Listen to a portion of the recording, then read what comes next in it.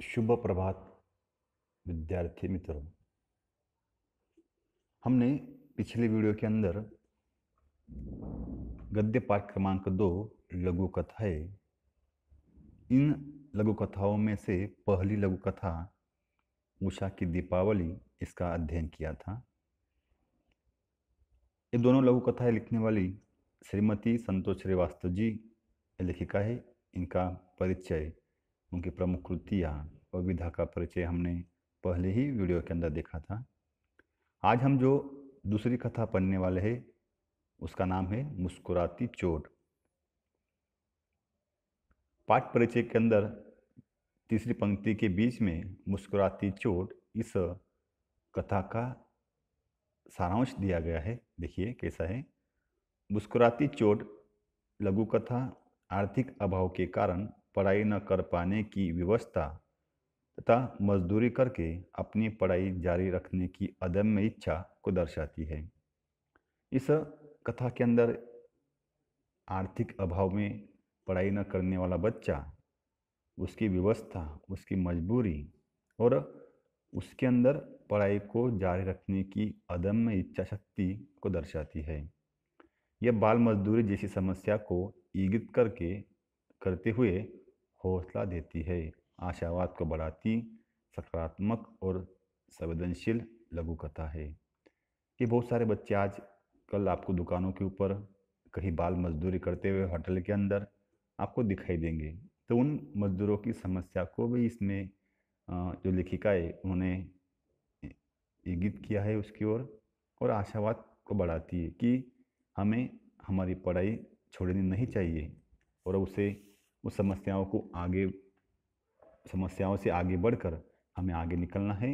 और एक संवेदनशीलता कि बच्चा किस प्रकार से काम कर रहा है, तो हमारे मन में क्या है उसके प्रति संवेदनशीलता जागती है। तो देखिए मुस्कुराती चोट इस कथा का हम अध्ययन करते हैं। आपको ये एक चित्र दिख रहा होगा। चित्र के अंदर एक बच्चा है, सामने कुछ मोजमाप करने के लिए एक वजन काटा है, सामने पेपर पड़े हुए, पीछे किताबों की रैक लगा हुआ है और एक बच्चा अपने गोद के अंदर किताब को रख कर कुछ देख रहा है, कुछ पढ़ रहा है। चलो देखते हैं मुस्कुराती चोट। बाबा बीमार थे, उनकी दवाई राशन के लिए पैसे चाहिए थे। कहानी की शुरुआत एक परिवार से होती है और परिवार में एक जो बच्चा है फोटो के अंदर हमें दिखाई दे रहा है, उसके पिताजी बीमार थे, उसके बाबा बीमार थे और बीमारी के अंदर इंसान को दवाई और राशन तो चाहिए होता ही है, जिससे उसकी सेहत जल्दी से अच्छी हो सके। इसलिए दवाई खरीदने के लिए, राशन खरीदने के लिए पैसे की आवश्यकता होती है। माँ 4 घर में चौका बर्तन करके जितना लाती वह सब बाबा की दवाई और घर में ही लग जाता है।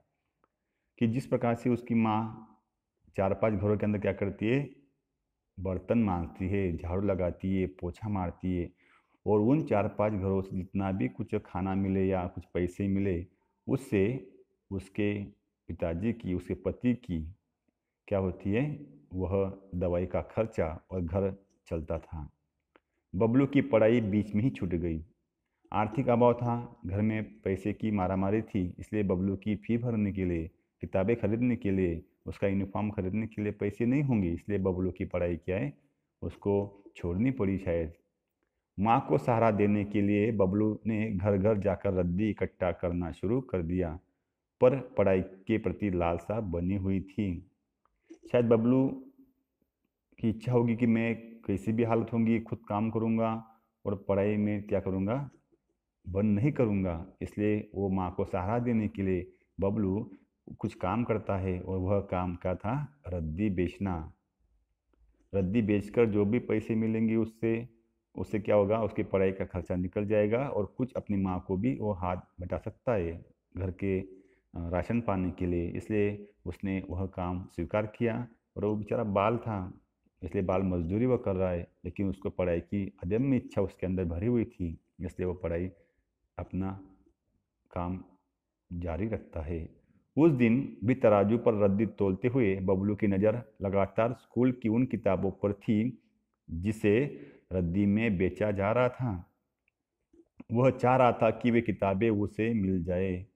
तो क्या हुआ कि इंसान को नज़र कहाँ पड़ती, जहाँ पे उसकी आवश्यकता होती है।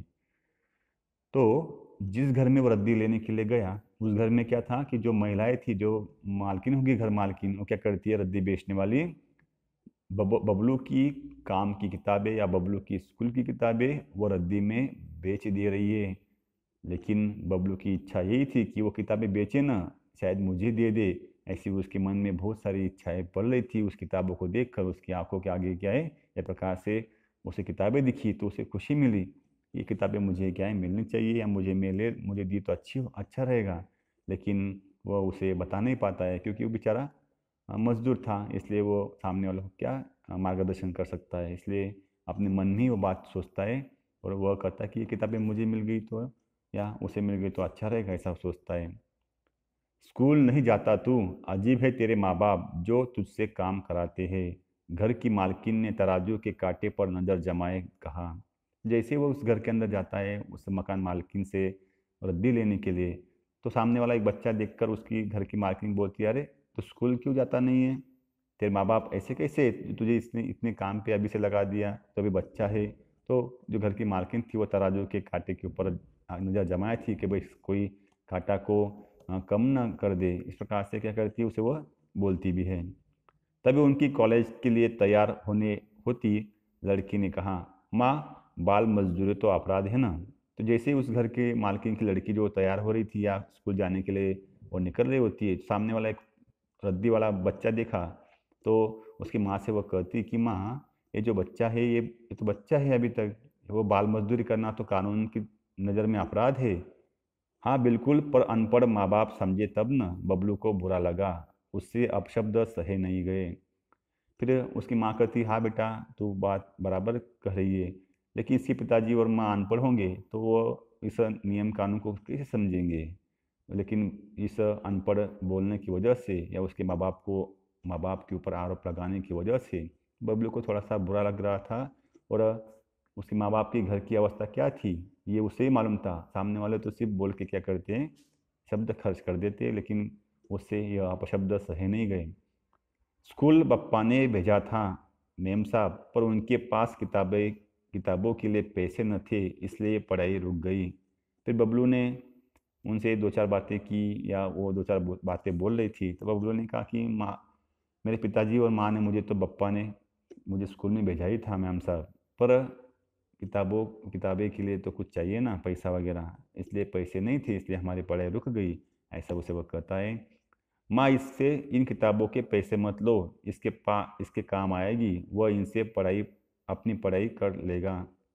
तो बच्ची को दया आ गई और कहती है कि माँ, ये जो किताबें हम बेच रहे, जो काम की चीज़ें, वो क्या करो, ये किताबें इस बच्चे को, बबलू को दे दो, इसके काम में आएंगी, ये पढ़ाई करेगा, इसको स्कूल में सहायता होगी, इसके पैसे भी बच जाएंगे, तो इससे पैसे मत लो। ऐसा वह लड़की जो थी अपनी माँ से कहती है। कुछ नहीं होता इससे, हम फ्री में देंगे, और यह रद्दी पेपर के मालिक से किताबों के पैसे ले चाट पकौड़ी में उड़ा देगा, इनके बस का नहीं है पन्ना। फिर वो महिला कुछ अपने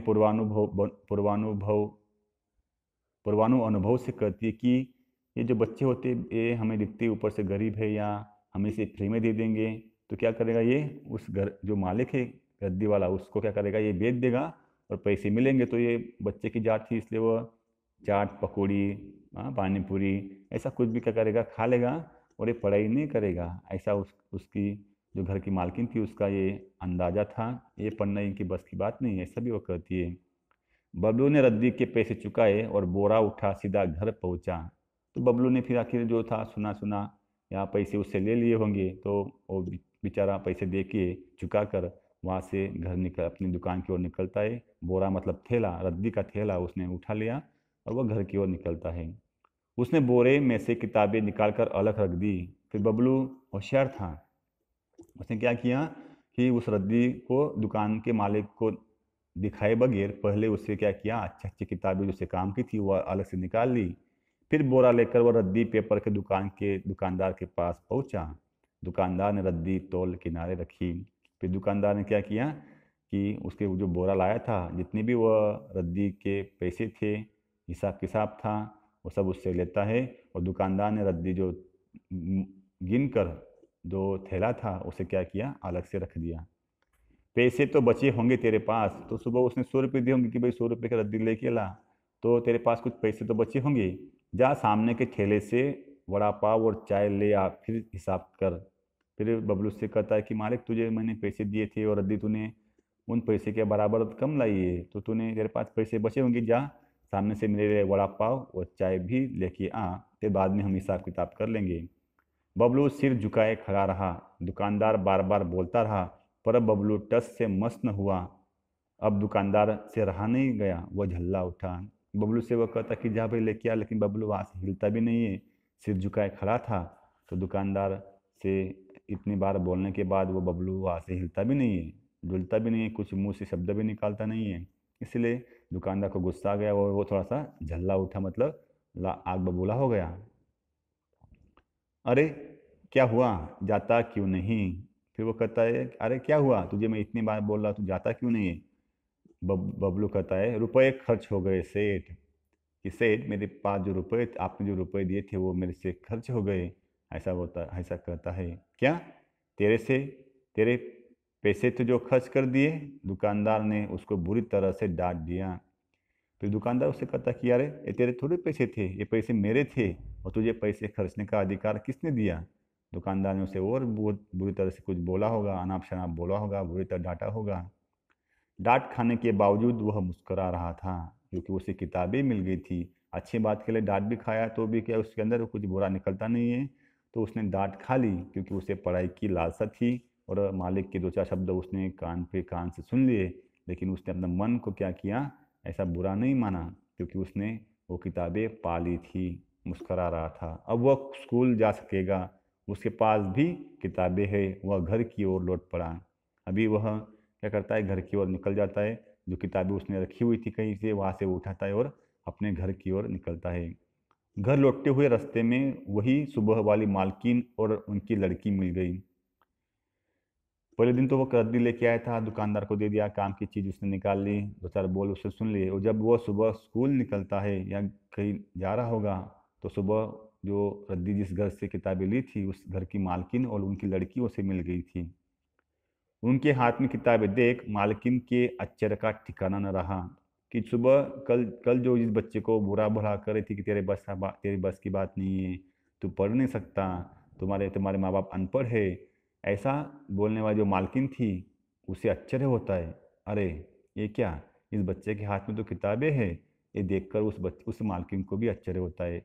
उसे सुबह कहे हुए अपने ही अपशब्द याद आ गए और अपने ही शब्दों पर अपराध बोध हो आया, कि सुबह मैंने उस बच्चे के बारे में कुछ भी जाना नहीं, कुछ भी पहचाना नहीं, लेकिन मैंने अपशब्द उससे कहे कि ये बच्चा पढ़ेगा नहीं, तेरे लायक नहीं है। लेकिन आज क्या है, उस बच्चे के हाथ में किताबें, ये देखकर उसको कल की बातें याद आती है और खुद को एक अपराधी के रूप में वह समझती है कि मैंने इसे अपशब्द कहे थे। बबलू की पढ़ाई के प्रति लालसा देख कर उसने निश्चय किया कि अब उसकी आगे की पढ़ाई का खर्चा वही उठाएगी। फिर अपराध किया था बबलू को, उसने अपशब्द कहे थे, तो क्या है उसका प्रायश्चित के स्वरूप वो क्या करती है बबलू से, कि तू आगे की पढ़ाई कर और जितना भी खर्चा आएगा उस खर्चे का हिसाब किताब मैं देखूंगी, और तुझे पढ़ाई करनी होगी, सब फी, यूनिफॉर्म, किताबें, इसका खर्चा मैं तेरा करूंगी, ऐसा सहारा वो मालकिन देती है। बबलू की खुशी का ठिकाना न था। बबलू रद्दी बेचता है, लेकिन पढ़ाई करने की जो उसकी अदम्य इच्छा थी वो कभी उसको क्या करता है, रिवर्स लाता नहीं है, आगे की ओर बढ़ता है। और आज उसे खुशी मिल गई थी कि अभी मेरे भविष्य, मेरी शिक्षा वो पूरी हो जाएगी। ऐसा क्या है, बबलू खुशी के मारे बहुत शायद आनंद उसको हो रहा है, बहुत खुशी उसको हो रही है। ऐसा ये मुस्कुराती चोट है। चोट लगी थी लेकिन वो कैसी थी, मुस्कुराती थी। साहब ने उससे कुछ झापा, उसने कुछ बोला, लेकिन जो चोट थी उसके मन पे लगी हुई वो बहुत उसको आखिर में अच्छा आनंद देने वाली वो चोट थी। इसके साथ ही मुस्कुराती चोट है। इसलिए ज़िंदगी में बहुत सारे बच्चे अपने गरीबी का, अपने कमजोरी का भानवल करते, मेरे पास ये नहीं है, मेरे पास वो नहीं है। तो क्या है, हमें अपना भविष्य खुद निर्माण करना होगा। सामने वाला आपको सिर्फ सांत्वना देगा कि भाई ऐसा है वैसा है, लेकिन क्या है, आपको ज़िंदगी आपको खुद लड़नी होगी। इसलिए हमेशा मुस्कुराते हुए आपकी समस्याओं को क्या कीजिए, आप उसको हराइए।